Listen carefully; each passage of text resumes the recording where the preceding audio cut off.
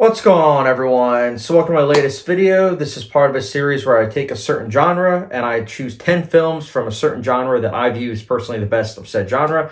Done just top 10s in the past, such as top 10 animated features, top 10 superhero films, top 10 comedies. And I do apologize that I'm just now continuing this series because I know I started this about a year or two ago, but I just kind of got caught up with director ranking list series that I have on my channel, Academy Award ranking list series on my channel. But I'm very happy to say, guys, that this is my top 10 gangster films of all time list, in my personal opinion.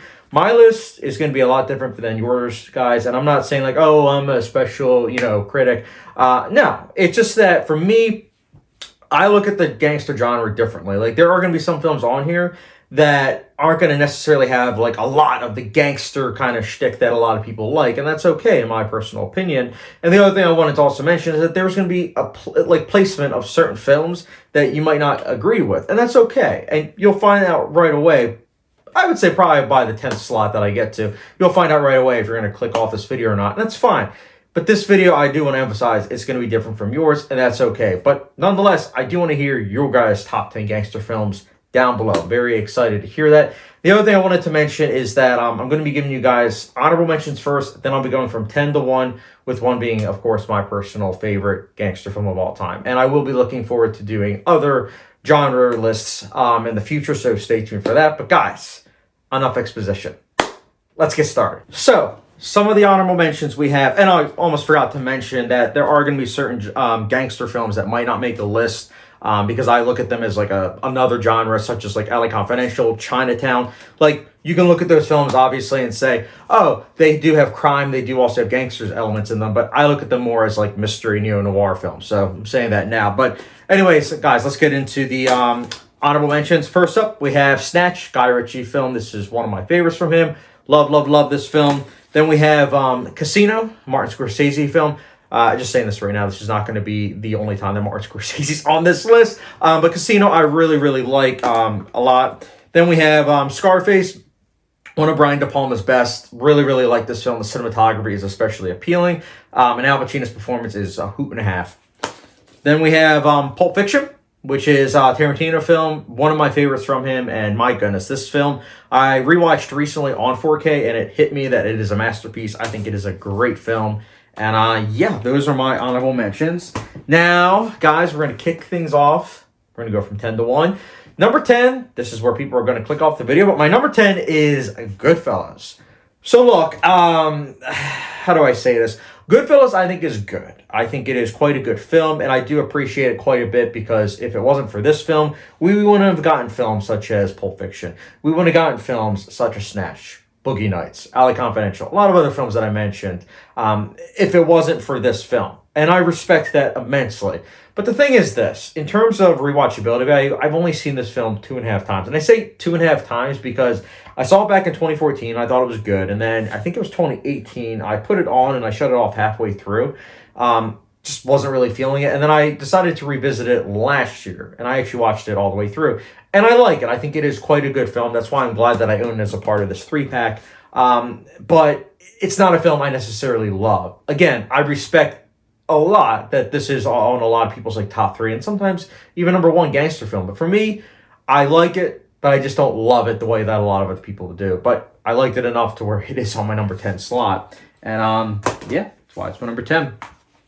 Next up, my number 9, we have Eastern Promises. This is a David Cronenberg film, but it's very Cronenberg-esque in a way that, as someone that is a fan of his, you'll be able to right away watch this and say, yeah, I can see that this is a Cronenberg film. But a lot of people look at him as like someone that does body horror, and that's why it is interesting to see that this film does kind of maintain that body horror of like an emphasizing of the body, the human body, and how in a lot of ways it says a lot about the individuals. This is a film that doesn't really feel like your other mob-related films. It really doesn't, because this film has a lot of usage of like tattoos that really kind of says a lot about the characters, where they're from. And the symbolism of these tattoos also says a lot that I really appreciated. This film also isn't afraid of nudity, which is something that, let's be honest, I feel like not all, but a lot of gangster films have it where there's like a lot of violence, a lot of language, but they do kind of shy away from male nudity. And this film definitely does not. The bathhouse scene in particular is something that really emphasizes the male form. And I gotta say that is really something that was refreshing. And I'm saying that too as someone that's straight, but I thought that was really something that made this film feel fresh.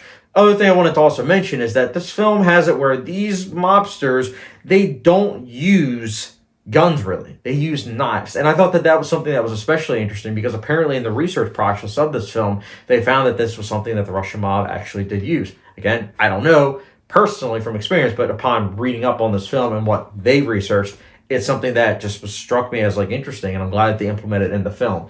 I personally think that this film is underappreciated. I'm not going to say it's underrated because it did get nominated for an Oscar in '07, and I mean, it was critically acclaimed. It did somewhat well at the box office at the time, but I think that this film needs to be seen by all, especially if you like gangster films. It's really quite something, and yeah, that's why it's my number 9.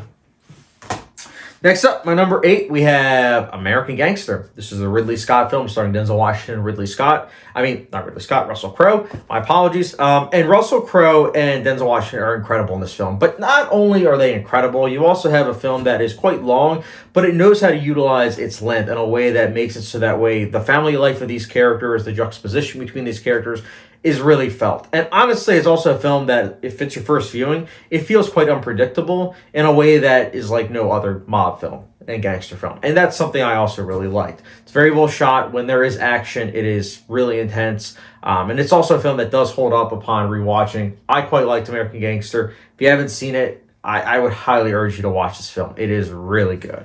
And yeah, that is why it's my number 8. Next up, my number 7, I mentioned earlier about how some of these films are going to have it where there's not really that much gangster mob related stuff. This is one of them. And my number 7 is A History of Violence. Yeah, I know this is another David Cronenberg film, and it's also another film that doesn't have body horror. But it also does emphasize the human body. And by that, I mean when there is violence, you get a lot of close-up shots of whatever it is that's getting broken or whatever it is that's damaged. Cronenberg has that where he has an emphasis on the human body in a way that is quite interesting. And I think The History of Violence, it kind of is a spoiler saying that this is a gangster film because I don't know how this was advertised, but I know going into this film, all I knew was that it was like a drama. So I was taken aback when I found out that it was actually like a gangster film. But I appreciated that because there's so little gangster in this film, but when there is actually scenes of the gangster related stuff, it's really interesting and it really holds up on its own. I think that it also makes the film stand out. It really gives it that kind of, padazzle, like really sparking the interest of me personally when I was watching it. But if you haven't seen this film, I would highly urge you to watch it. It's apparently based on, I think, a graphic novel. And I'm also just going to say this is not the only film that is a gangster film that is based on a graphic novel on this list. You'll see soon enough. But I would highly recommend you check out History of Violence. It's great. The opening scene alone is incredible. Like that long take, holy cow. But yeah, highly recommend History of Violence, and that is why it is my number 7. Next up, my number 6, I mentioned graphic novels. My number 6 is Road to Perdition. This is Sam Mendes, the director of American Beauty. Him taking his art house roots, stage play roots, but then also his art house tendencies and implementing it on the gangster genre, and holy cow, he does it in a way that is incredible. This is a film that really takes its time with executing the story, but it does so in a way that where you really care about the characters, tackles fatherhood, but there really is no other gangster film like this in my personal opinion. I think that at 20 years later, because I turned 20 last year, it's really aged quite well. It's a masterclass in not only filmmaking, but really how to understand and get the appeal of this lifestyle, and also how in some cases this isn't something that people necessarily choose, which is also something I forgot to mention. With a lot of these other gangster films, it's critiquing the gangster genre, and in this way it's not only critiquing it, it's also emphasizing as to the appeal of it. And I think that fine line of showcasing the two, and also how on one hand there's one that wants to get out of it and another one that's trying to embrace it, I think that makes it for the character dynamics really interesting. But yeah, I love this film. I think it's great. This is yet another one of those films where I'm not going to say that it is underrated, because when it came out, it did have a lot of critical acclaim, and it did end up winning Best Cinematography at the Oscars. But I think these days it is underappreciated, and I think that it needs to be seen by more. Road to Perdition is excellent, and yeah, that's why it's my number 6. Next up, my number 5, we have The Departed. Now, I know what y'all are thinking. Wait, you didn't include LA Confidential because that's neo-noir, but then The Departed you include, even though that's more of like also kind of like LA Confidential, like cops and robbers. This is my list. Here's the thing. The Departed, what I absolutely love about this film is that it has the dynamics of cops and, gangsters really in a very investing way. Like, I have Infernal Affairs, the Infernal Affairs trilogy, I own that, but I think The Departed did it even better, and I really think that the Irish mob aspect really was something that I found intriguing, and similar to Road to Perdition, tackles the whole, fatherhood, and then also, childhood, and how certain things can, lead on to ripple effect, of events. I think this film is great. It is one of my favorite films just in general, but on terms of gangster films, yeah, I love the gangster related stuff in this film. I think it is great stuff, and that is why The Departed is my number 5. Next up, we have my number 4, which is another Martin Scorsese film. I know it's kind of getting monotonous at this point, but my number 4 is The Irishman.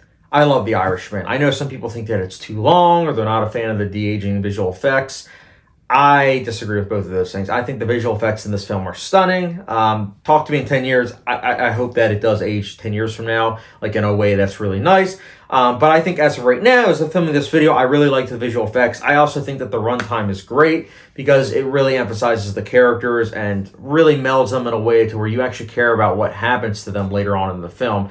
And that, again, is a testament to Scorsese and how he is just such a great director. He understands the genre. But the other thing that I love about The Irishman, and this boils down to the most important thing as to why I love this film, is that Scorsese is a director that has done so many different films. I've seen all of his films, and he's done so many different genres.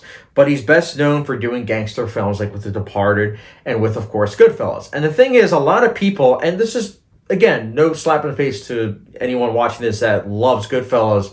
But the thing is, a lot of people look at Goodfellas and they're like, oh, it's glamorous. It glamorizes, the gangster genre. And I don't think so personally, but I know a lot of people that feel the way, and they're the same people that think The Sopranos glamorizes the mob life. And it's like, bro, it really isn't. It's critiquing it, but you're not focusing on the critiquing. You're focusing on the things that look cool and everything. And what I love about The Irishman is that if you look at it, it's showing the first half, and it's like, okay, this is the stuff that all the people that love that glamorous, quote unquote stuff of the gangster mob related stuff, this is that. But then, hey, this second half, if you're still watching, this is me really hitting you over the head with a sledgehammer and saying, yeah, this life is going to mess you up, and it's going to make it so that way you are alone by the end. And that's why that ending scene of The Irishman, holy cow, that is one of my favorite scenes. And I have to say that there was another film that, you'll see, it's my number 2, but my number 2 film does focus on some of the themes in The Irishman, but I think that just the symbolism of Scorsese tackling this,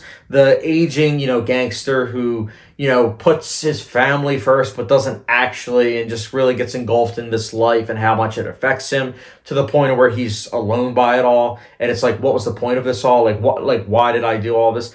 It just really puts it under the microscope, man. And I love that. I love it when someone takes a genre that they're known for and it's like, hey, I'm going to critique it. And I think that Scorsese really did a great job of this. And I'm pretty sure this is going to be his last gangster film. So I'm glad that he did it in a way where there's no looking around it. This is a film that you can't look around and say, oh, no, it wasn't critiquing the gangster genre. No, it most certainly was. So I love The Irishman. I really do. I think it's a fantastic film that can be analyzed to death. And that's why I own it on Criterion Blu-ray. But yeah, speaking of misinterpreting, let's get into these films. So my number 3 is, let's get it out. My number 3 is The Godfather Part 2. This is a gangster epic that I'm sure many of you maybe have heard of. It didn't win just a bunch of Oscars or anything. No, the Godfather Part 2 is incredible. I think it's a fantastic film, but I think what it does so well is that, again, the first entry in this series is something that I know a lot of people have as one of their favorite films, and they're like, it's all about family, and it does such a great job of really emphasizing the importance of family and focusing on it. It's like, bro, you really missed the mark on understanding these themes and messages. It's showcasing how sometimes if you actually choose what's it called, family over morals, then you are going to go into a life that is very lonely. And again, that circles back around to The Irishman. But The Godfather Part 2 does it in a way where by the end, you can't look around it and say, yeah, he did the right thing by choosing family. Him choosing his father over his wife in the first entry, it had a ripple effect that is to no end, where it's saddening. It is so sad. That ending scene of part 2 is one of the best scenes in cinema. And this is also why the second entry is not looked at as, oh yeah, like, The Godfather is about family. Nobody says The Godfather Part 2 is about family. They say about the first entry. And the reason is because it's a lot easier to misinterpret the first one than the second. I apologize if I'm harping on people that look at these films as the ultimate family movies. I'm sorry. I really, really do not look at them at all as these films that embrace family. Critiques them? Yes. Embraces them? No. But anyways, that was my number 3. I love The Godfather Part 2. Masterpiece. But my number 2, this is the film that's, I think, a masterpiece, but I know it's not for everyone. But my number 2 is Once Upon a Time in America, Sergio Leone film. This is a director that was first approached to direct Godfather Part 1, and he turned it down. And then 12 years later, I should say, he came out with this film. And the thing is this film has an interesting history because the theatrical cut was, I think, like 2 hours and 18 minutes. And the original vision of Sergio Leone was that it was going to be like 4 hours long. So when the original cut came out, of course, it really wasn't met that well with reviews and everything. But then he came out with a director's cut, and it was 3 hours and 49 minutes. And there is, on this one, I know, there is a 4 hour and 11 minute cut, which I haven't seen. I've only seen personally the 229 minute cut. That one I've seen, and that one I love. I think that one's a masterpiece. Maybe somewhere down the line I'll watch the 4 hour and 11 minute cut. But this film, if you have 3 hours and 49 minutes of your life, I would highly recommend you watch this. It's a slow burn, yes, but as I mentioned with talking about The Irishman, this film does, in a stunning way, I have to say, like, it tackles the gangster life, and it really peels back the layers on the appeal, as I mentioned so much in this video, the appeal, the breakdown of that once they actually get into the life, like these characters, and then with each passing year, how they retrospectively look at things from their past, and how in some ways they kind of wish that they would change things. It's a very, very interesting film. Again, it's a slow burn, the way that it's paced. It's definitely not for individuals that don't like slow cinema, but I think that if you have an appreciation for slow cinema, I would highly recommend you watch this film. Again, not for everyone, but it is a film that is amazing, and I absolutely love it. I've seen it only like a handful of times, but it is in my top 25 films of all time, so that should tell you something about the quality of this film. But yeah, that is my number 2.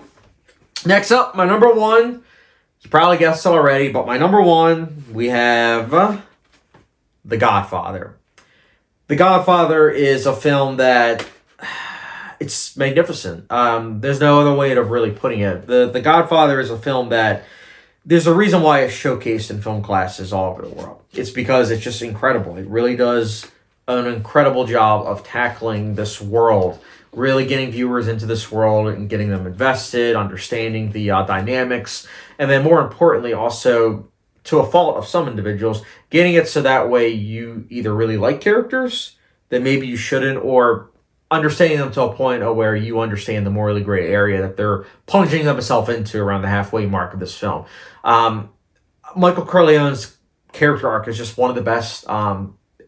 This is a film that really not only changed the gangster genre, but truthfully changed cinema in general. I mean, this is a film that you can watch a lot of different films, not only just in the gangster genre, but you can look at a lot of other films and see how this film, in so many which ways, was inspired. I love this film. I think that it's incredible. I love the editing style of this film. I love the score, the cinematography. It's a flawless film, in my personal opinion.